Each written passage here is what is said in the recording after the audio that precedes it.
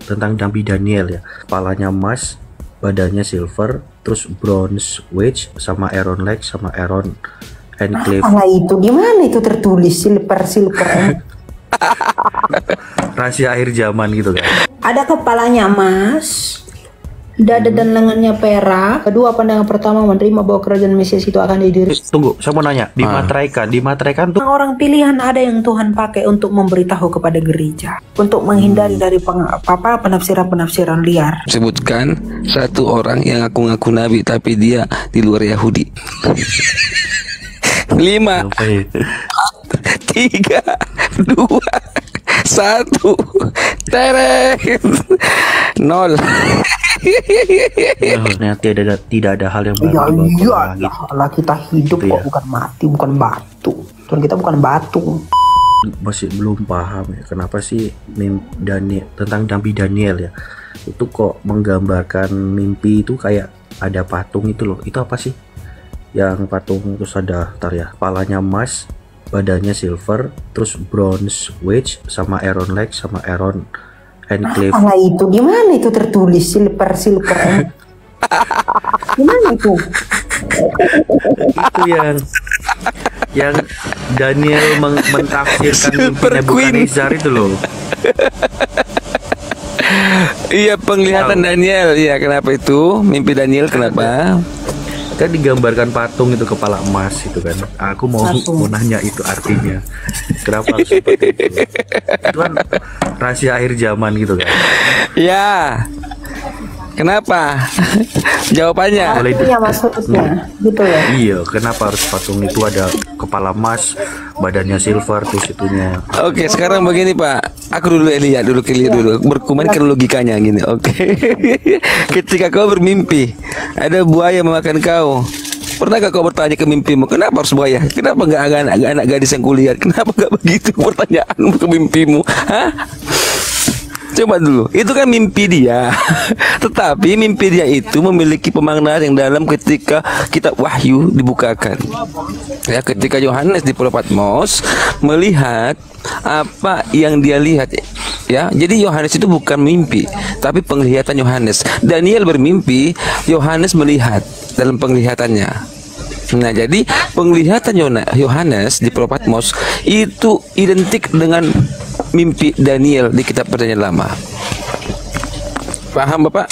Jadi jadi mengenai mimpi-mimpi itu ada penafsir yang melukiskan bahwasanya kepala beruang, lehernya leher macan, kukunya kuku panda, apa segala macam. Nah, itu penafsiran nanti.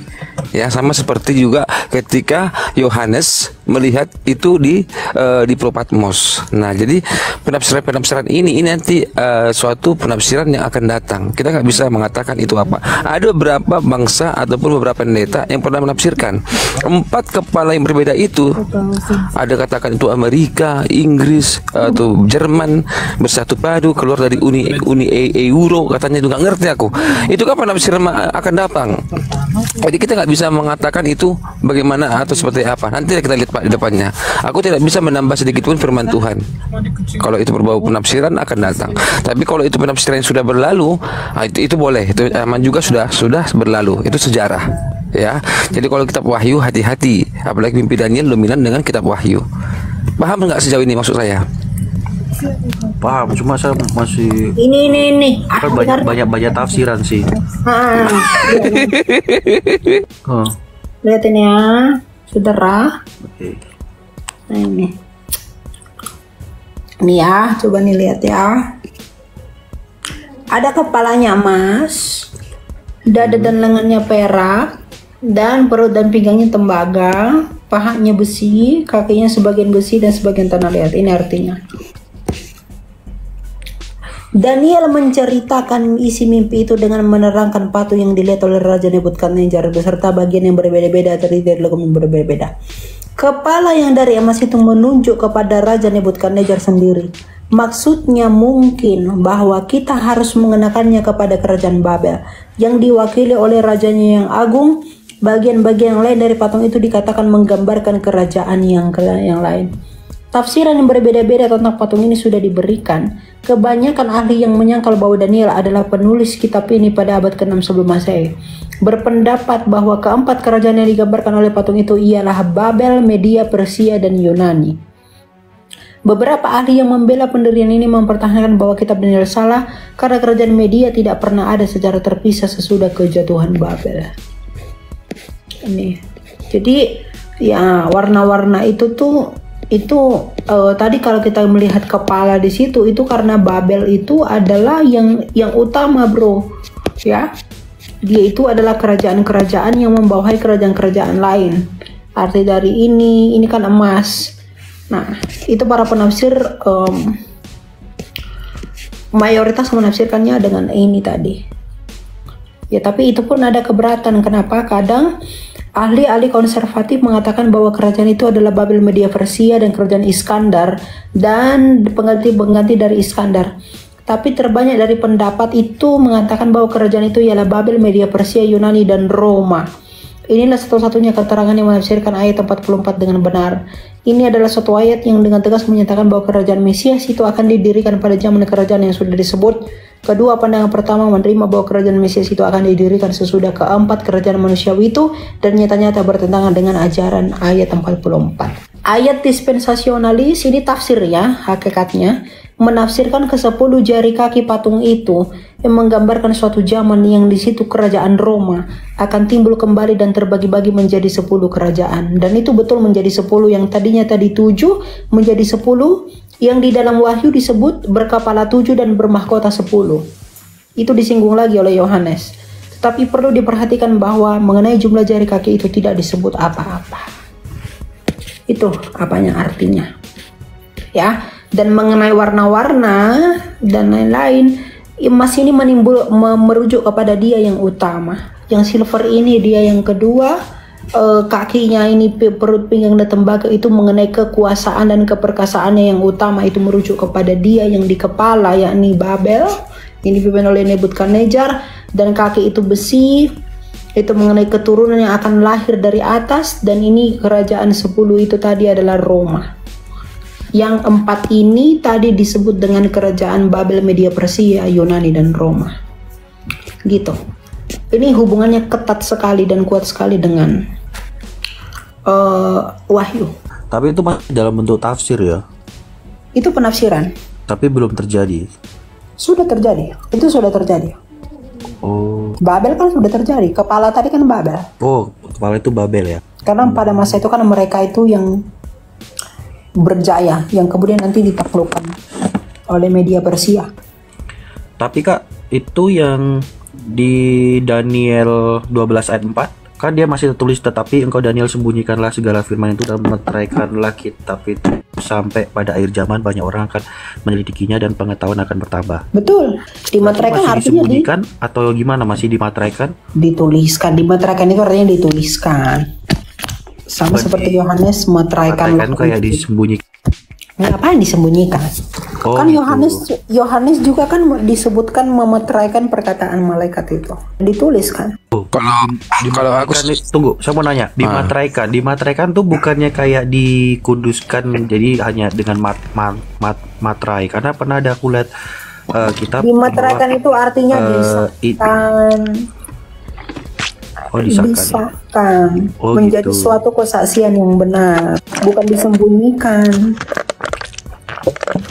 Kalau kau tanya mengenai mimpi Daniel itu dengan sepadan dengan penglihatan Yohanes di Pulau Patmos, kalau Elia mengatakan sudah terjadi, bagiku belum terjadi. Karena kalau mimpi Daniel itu digenapi di Nebukadnezar, lalu ngapain si Yohanes melihat itu lagi? Pasti yang dilihat itu akan datang. Lah, Yohanes kan, menurut aku, Yohanes kan menceritakan kejadian sejak dunia ini dijadikan sampai kepada kedatangan Kristus. Bukan untuk khusus akhir zaman aja. Iya, kalau menurut Elia begitu, ya namanya juga penafsiran ya. Ya penafsiran begitu, tafsiranku ya belum terjadi. Bagaimana jawabannya nggak tahu aku. Nanti kita lihat sama-sama. Karena itu kan wahyu. Itu akan terjadi nanti di kemudian hari. Kalau dipaksa untuk menemukan jawabannya. Aku nggak bisa, kita nggak bisa, orang nggak bisa, karena bagaimanapun juga yang akan datang itu rahasia ilahi. Itu kalau menurut saya. Makanya nggak semua Alkitab itu bisa menjawab apa yang terjadi mulai dari penciptaan sampai akhir zaman, karena wahyu pun adalah kitab akhir zaman, nggak akan bisa menemukan manusia menafsir secara utuh dan tepat. Itu adalah sesuatu ilahi yang mengerti. Ya, jadi kita harus apa ya, rahasia ilahi, cukup rahasia ilahi, kita nggak bisa langsung sejauh itu. Itu kalau menurut aku sih. Nih, tanda meterai, kamu lihat ini. Menurut kebudayaan perjanjian lama tadi, Daniel itu perjanjian lama. Tanda meterai itu untuk menyatakan tanda milik yang memberi tanda. Jadi dimeteraikan tadi itu artinya memang itu datang dari Allah. Kemudian yang kedua, untuk menandai sesuatu yang dihargainya dan semacam bukti pengenalan. Itu arti meterai, bro, bukan disembunyikan. Disegel, artinya disahkan menjadi milik. Geser dulu stiker kau ini kita dekat kali. Di Yesaya 29 ayat 11 itu, sebentar ya, saya buka ya. Yesaya 29 ayat 11. Aku kasih yang tentang materai ya, Yesaya 29 ayat 11. Maka bagimu penglihatan dari semuanya itu seperti isi buku kitab yang termeterai. Apabila diberikan kepada orang yang tahu membaca dengan mengatakan, baiklah baca ini, maka ia akan menjawab, aku tidak dapat, sebab kitab itu termeterai. Jadi kitab itu kayak disegel, jadi nggak bisa dibaca gitu. Jadi hanya orang-orang kudus yang bisa membaca, makanya termeterai. Iya, makanya kan tadi dikatakan pengetahuan itu akan bertambah untuk menyelidikinya ya. Jadi mereka yang diberi hikmat itu membuat pengertian tentang itu. Ya, orang-orang yang Tuhan pilih kan, sama seperti Yohanes. Yohanes menyinggung kembali, dia orang yang dipilih yang mengungkit kembali Daniel itu.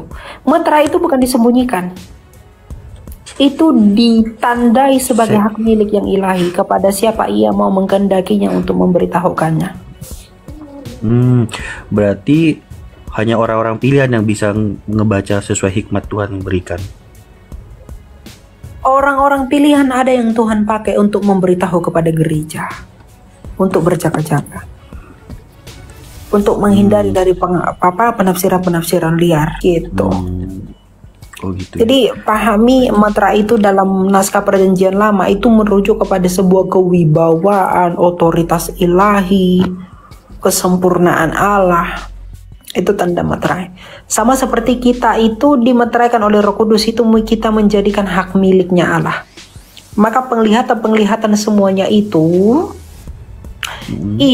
dimeteraikan karena itu miliknya Allah, rencananya Allah, futuristiknya Allah, sehingga ke depan hanya Allah sendiri yang mengeksekusi semuanya itu, yang berperkara dengan itu semua. Itu artinya dimeteraikan. Jadi bukan disembunyikan. Kalau itu disembunyikan, ngapain ditulis sama Daniel? Begitu. Iya. Baik. Siap. Iya, itu buat saya agak. Aku punya pertanyaan buat Pak Ronald. Apa? Aku punya pertanyaan samamu. Sebutkan nabi yang di luar bangsa Yahudi. Yang ngaku-ngaku nabi boleh. Sebutkan satu orang yang ngaku-ngaku nabi tapi dia di luar Yahudi. 5 4 3 2 1 teret 0. Iya. Oke lah, itu hanya intermezzo. Boleh nanya gak? Silakan. Pertanyaan lagi nggak Kak? Di Paskah itu kan tentang pengorbanan Tuhan Yesus, dosa-dosa manusia kan diselamatkan. Mana ada dosa-dosa manusia diselamatkan? Ngapain dosa diselamatkan? Enggak, maksudnya kalau yang percaya sama Tuhan Yesus gitu kan. Jadi kau bilang terus dosa kalau diselamatkan, ngapain dosa diselamatkan? Iya, ditebus. Dosa pun tidak pernah ditebus. Apa dong berarti? Untuk apa dosa ditebus? Kau cobalah dulu. Kalau kau bilang sama dihapus. Kau tebuslah dulu, nggak dihapus juga, nggak ada, dosa tetap ada. Kau bilanglah dulu dosa itu ditebus. Pergilah dulu kau ke ngambil barang, kau tebuslah barang itu. Barang itu kau ambil nggak dengan kau tebus? Diambil. Tebus dulu barang itu, kau ambil lagi nggak barang itu? Oh enggak, tebus dulu. Kau ambil kan dengan menebuskan. Jadi yang diambil itu dosa atau manusia? Dosa. Sama. Ngapain Tuhan ngambil dosa? Untuk apanya dosa itu? Untuk dikasih ke si Muhammad. Untuk ini, untuk apa? Pengampunan. Bukan. Manusia yang diambil dari kutuk dosa. Bukan dosanya yang diambil. Kita yang diambil dari dosa. Percaya Yesus, kita yang diambil dari dosa. Kita ikut di dalam kematian dan kebangkitannya. Untuk apa Yesus bawa dosa? Untuk apa diambilnya dosa? Kita yang diambil dari dosa. Makanya kita itu dibebaskan dari maut. Karena upah dosa adalah maut. Artinya kita sekarang yang berada di dalam kuasa dosa, kita diambil oleh Kristus, ditebus menjadi hak miliknya kembali. Yang tadinya kita adalah hak milik Allah, karena dosa kita menjadi hak milik maut, maka Kristus mengambil kita kembali menjadi miliknya, bukan jadi milik maut lagi, karena upah dosa adalah maut. Jadi bukan mautnya yang diambil, namanya Tuhan yang ambil maut. Baik, kalau gitu itu kan di perjanjian baru Kak ya. Terus bagaimana untuk orang-orang yang di perjanjian lama gitu? Ya tadi kan kita sudah baca dalam 1 Petrus, dalam Ibrani 2 ayat 14, bahwa Tuhan Yesus itu membebaskan mereka karena mereka percaya kepada Mesias yang akan datang, yang dinubuatkan oleh para nabi. Makanya dikatakan dalam Lukas 16 ayat 16, hukum Taurat dan nubuatan kita para nabi itu berakhir sampai tampilnya Yohanes Pembaptis. Jadi para nabi itu sejak dulu itu menanti-nantikan Mesias. Dan ketika mereka mati, mereka itu belum masuk kepada Firdaus, tapi mereka masih ditahan di dalam penjara. Dia nggak di alam roh, di penjara. Mereka ditahan. Dan ketika Yesus mati, maka Tuhan Yesus membebaskan mereka dari sana, sehingga dibawa ke Firdaus. Jadi kematian Yesus itu membebaskan orang-orang yang ditawan di dalam roh. Itulah umat-umat perjanjian lama yang percaya kepada nubuatan Mesias yang akan datang. Begitu. Baik, kalau kayak gitu, bagaimana dengan korban bakaran yang mereka lakukan itu untuk penghapusan dosa dan ritual-ritual yang mereka lakukan di perjanjian lama? Itu kan? Itu hanya tipologi. Ada ritual untuk penghapusan dosa, maka dia melakukan korban bakaran. Iya, Tuhan Yesus akan menghakimi mereka berdasarkan itu kan perjanjian-perjanjian. Tuhan Yesus akan menghakimi. Jadi kalau mereka udah melakukan ritual yang diberikan, bagaimana? Oh gitu. Tapi maksudnya gini, Tuhan waktu di perjanjian lama itu kan Tuhan memberikan sebuah kayak aturan ya, kamu harus melakukan penebus kesalahan, bikin korban bakaran dengan korban kayak domba, darah yang tercurah di tabut perjanjian kayak gitu-gitu. Terus ada apa namanya kayak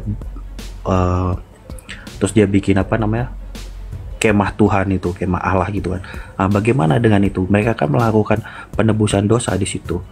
Terus yang mereka udah melakukan itu, terus dia meninggal, terus gimana itu? Iya, mereka kan dihakimi menurut hukum itu. Roma 2 ayat 15. Menurut hukum itu?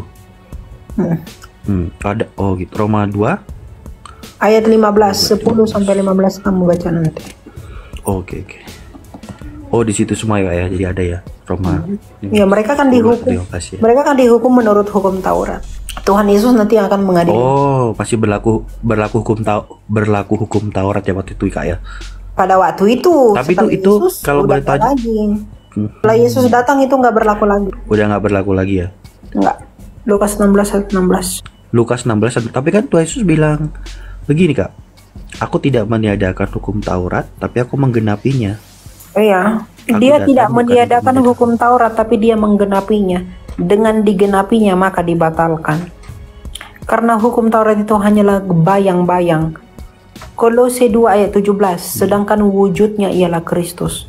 Kalau wujud aslinya sudah datang, maka yang bayang-bayang itu sudah digenapi, maka yang bayang-bayang itu sudah batal. Karena yang asli sudah datang. Jadi dengan penggenapan Kristus, penggenapan yang dilakukan Kristus itu sama dengan pembatalannya. Oh oke. Boleh naik lagi nggak? Ya, ada aku buat iya kontroversi. Kenapa kematian Tuhan Yesus kan 3 hari kan? Hari. Kenapa disama-samain dengan peristiwa Yunus 3 hari juga? Nubuatan Mesias sama seperti Yunus di dalam perut ikan 3 hari, demikian juga anak manusia kelak.